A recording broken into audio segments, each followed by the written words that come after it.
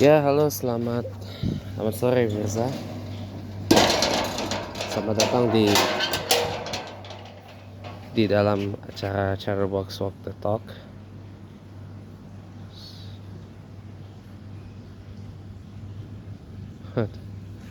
Ya, saya barusan dipertontonkan oleh kedunguan dari seorang yang kontra, yang katanya sih ngakunya Islam tapi tidak mau memuliakan zuriat Rasulullah ya. Tapi tadi dijawab saya nanti. Ya, selamat datang di acara Walk the Talk dari Chatterbox edisi hari ini, hari Kamis 8 Agustus 2024 ya. Sore ini saya pengen bicara banyak tentang kalau memang mau berupaya menghentikan debat agama di media sosial ya upaya itu harus dimulai dengan tindakan. Jangan hanya berupaya tapi tanpa ada tindakan di media sosial. Cuma modal omong doang di medsos gitu. Ngapain gitu. Gini, baik Islam ataupun Kristen pasti punya pegangan atau punya sandaran atau punya dalil mengenai kenapa mereka harus berapologetika membela keimanannya. Kalau dari perspektif saya sebagai seorang Islam, sandaran saya adalah ayat akhir dari surah Al-Fat ayat 29. Azikan asyidda'u 'alal kuffar ruhama'u bainahum. Ya. Bahwa kita harus bersikap tegas dan keras ya kepada orang-orang kafir, pada orang-orang musyrik dan pada orang-orang munafik. Dan kita juga paling tidak bisa memerangi orang-orang kafir, orang-orang musyrik, orang-orang munafik itu paling tidak dengan 3 cara. Dengan tindakan, dengan ucapan, atau paling tidak dengan perasaan atau dengan hati. Gitu. Gak bisa kita hanya diem aja gitu loh. Gak bisa dengan menyimpulkan bahwa kalau ini cara kita mengenalkan Islam di media sosial itu adalah bagaimana cara orang menilai Islam. Betul memang. Mereka yang di luar Islam itu tidak melihat, tidak baca Quran, tidak baca hadis, tidak baca kitab, tidak banyak berguru pada alim ulama, tapi mereka melihat pada perilaku dan ucapan kita. Betul, memang betul adanya. Tapi kalau sudah ada penghujatan, kalau sudah ada penistaan, kalau sudah ada upaya Bayani kalau sudah ada upaya pencemaran terhadap agama Allah ini, masa iya kita diem aja tanpa lakukan pembelaan apapun gitu loh. Ini kan akan jadi bahan tertawaan. Dan jelas kita akan dimintai pertanggungjawaban oleh Allah Subhanahu wa taala. Kenapa kok ajaran agama Allah ini ketika banyak dinista, ketika banyak dihina, ketika banyak dihujat, kok kita diam saja gitu. Kok kita nggak berbuat sesuatu gitu loh. Karena mohon maaf teman-teman ya, mereka yang di luar Islam, bil khusus dari kalangan Kristen gitu ya, sebagian lah ya, di media sosial tuh mereka tuh ibaratnya otaknya tuh udah miring. Karena mereka memang sudah didoktrin, disiapkan dari sekolah tinggi teologi atau STT itu, mereka juga belajar Islam, dan yang diajar di sana adalah kesalahan-kesalahan dari Islam yang sebenarnya itu malah jadi bumerang buat mereka. Kenapa? Tiap kali para orang-orang sebagian apologet Kristen itu ketika mereka hendak katanya dalam tanda kutip membongkar Islam, membongkar Quran, membongkar hadis, membongkar Nabi Muhammad SAW beserta keluarga dan kehidupannya dan seterusnya, itu mereka percaya sama saya akan kepental sendiri. Kenapa? Karena memang mereka hanya tahu dari modal terjemahan. Dan mereka pun hanya modal belajar dari orang-orang yang mohon maaf, sanad keilmuannya, musnad keilmuannya nggak ada sama sekali.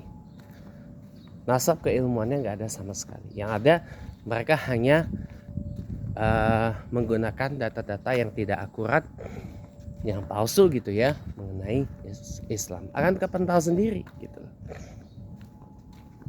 Percaya sama saya, akan kepental sendiri, akan kebuang sendiri mereka itu. Ditegaskan oleh pendeta Profesor Dr. Yakub Sulistyo yang mengatakan para debater apologet Kristen itu memang mereka nggak akan menang melawan apologet Islam. Kenapa? Literasinya kurang. Ditambah mereka juga datang dengan modal imani saja, bukan dengan modal seperti yang saya sering sebutkan academic references atau biblical reference atau referensi biblical atau referensi alkitabiah, misalkan seperti saya bahasakan seperti itu. Ini yang dari pengalaman saya pribadi ya teman-teman ya. Ini dari pengalaman saya pribadi aja nih, saya cerita seperti ini dari pengalaman pribadi aja. Jadi susah gitu loh. Tambah lagi pendeta Profesor Dr. Yakub Sulistyo ini mengatakan debat antara Islam dan Kristen di Indonesia akan berhenti kalau umat Kristen di Indonesia atau penganut lah ya berhenti menggunakan kata Allah untuk menyebut Tuhan di dalam Bible yang berbahasa Indonesia gitu.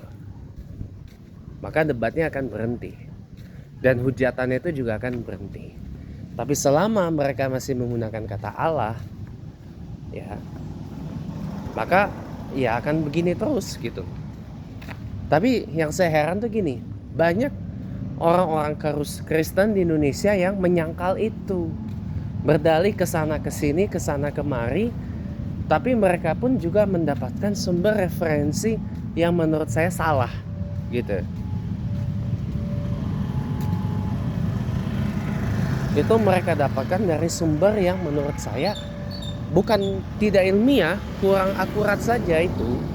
Karena sudah ada bantahan dari versi yang lain, bantahan dari yang lain, gitu loh. Tentang penggunaan kata Allah dalam Bible dan Gospel atau Alkitab atau Injil di dalam bahasa Indonesia.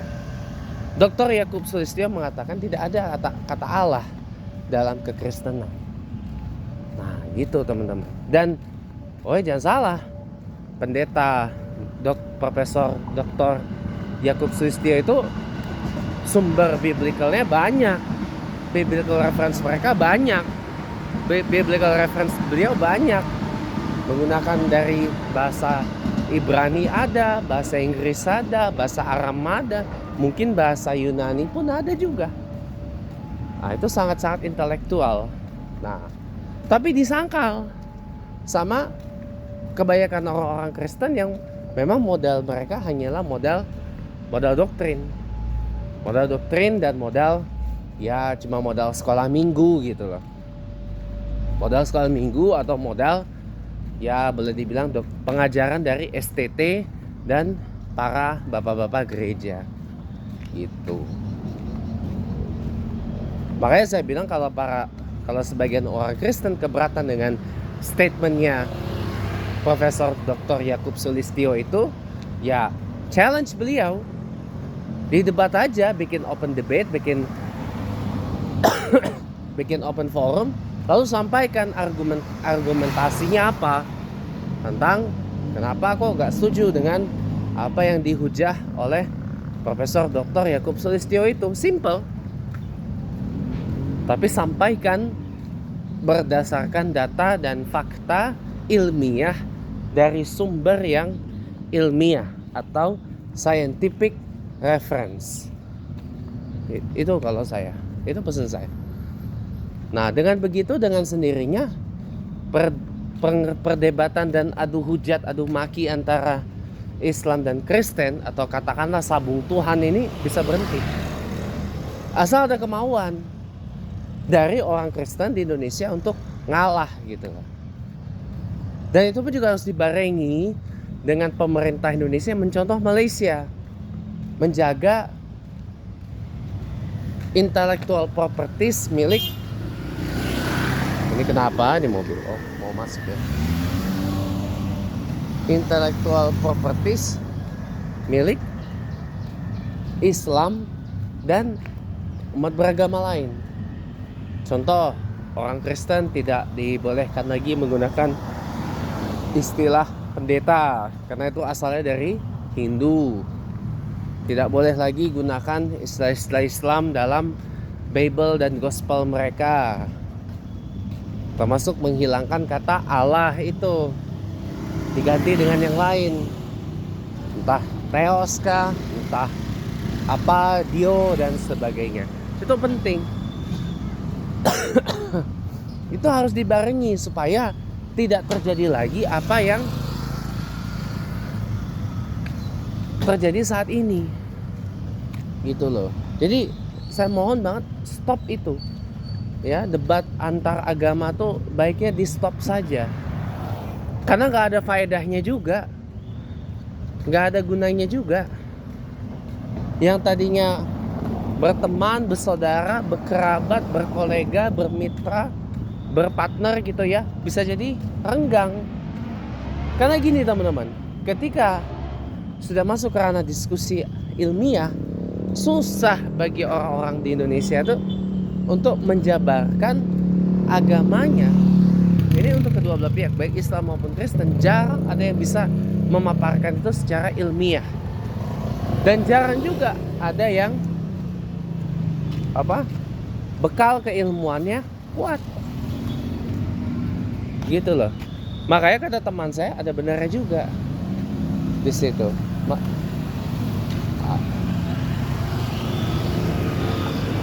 Ada benarnya juga. Masa iya, Pak Dirman?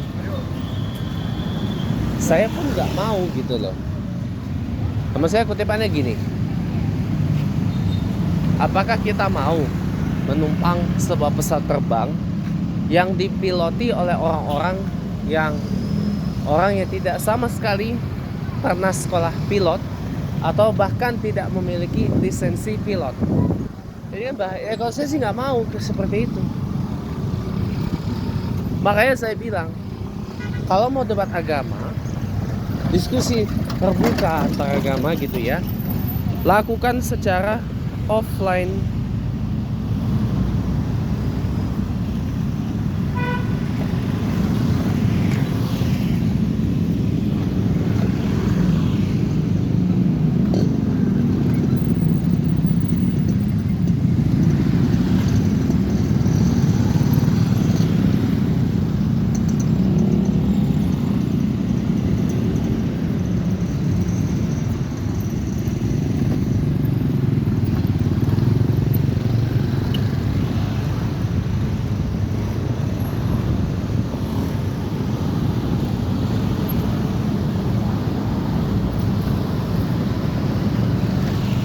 Jadi gitu teman-teman ya.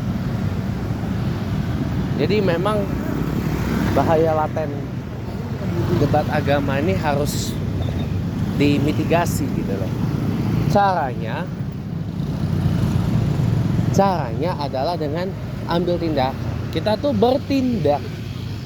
bertindak nyata gitu loh. Jangan cuman ya berkuar-kuar di medsos apa segala, enggak, jangan. Atau bikin kaos itu, jangan.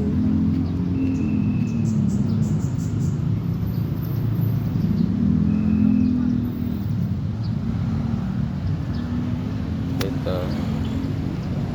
Jadi makanya saya bilang ya, kalau memang mau benar-benar menghentikan debat agama itu harus kita ambil tindakan, bukan hanya sekedar bercuap-cuap, berkoar-koar di medsos. Itu pesan saya ya, pesan saya itu. Jadi jangan hanya berkoar-koar dan bercuap-cuap di medsos ya.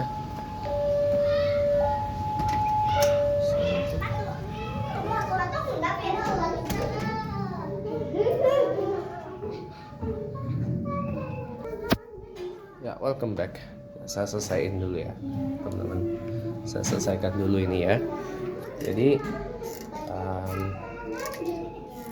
tindakan itu harus diambil kalau memang benar-benar mau menghentikan yang namanya debat agama dan memitigasi bahaya latennya. Tindakan yang harus diambil, bukan bercuap-cuap di medsos. Itu satu ya. Kemudian yang mau saya bahas kedua lagi ya. Sebelum saya tarhiman ya, bentar lagi jam 5.50. Jadi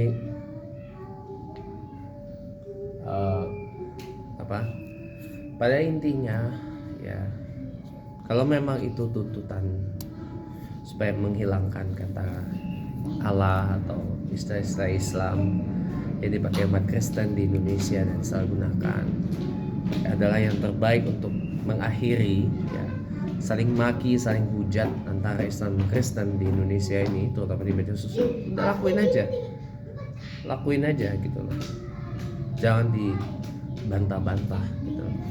Terlalu mahal energi kita untuk sekedar memaki-maki, mencaci maki dua agama yang berbeda ini gitu loh. Yang penting udah kita jalani aja masing-masing, kita jalani aja masing-masing, kita saling hargai, jangan saling menista. Udah, itu aja yang mau saya sampaikan. Dan satu lagi, kalau masalah penghormatan terhadap zuriat Rasulullah Sallallahu Alaihi Wasallam yang lagi dipolemikkan sekarang ini, saya lebih memilih untuk udah kita hormat saja, karena barang siapa yang memuliakan zuriat Rasulullah maka ia akan mendapat kemuliaan dan syafaat dari Nabi Allah Muhammad Sallallahu Alaihi Wasallam pada yaumul mahsyar dan pada yaumul qiyamah nanti. Dan ada satu riwayat juga yang mengatakan barang siapa menyakiti zuriat dan keluarga Ahlul Bait Rasulullah Muhammad Sallallahu Alaihi Wasallam, maka ia juga termasuk menyakiti Rasulullah Sallallahu Alaihi Wasallam. Makanya saya lebih memilih untuk tidak berkomentar banyak tentang polemik yang ada. Dan ya, lagi pula orang yang sanad keilmuannya meragukan kenapa diikuti, orang yang sanad keilmuannya tidak jelas kenapa diikuti, kenapa didengar. Memang kalau saya pinjam kata-kata dari Mbah Yai Syukron Makmun ya, emang situ siapanya Nabi Muhammad kok bisa-bisa ngajak orang untuk memerangi orang keturunan Nabi Muhammad, zuriat Rasulullah gitu. Ya, semoga bermanfaat. Selamat sore dan sekian Chatterbox untuk hari ini gitu ya.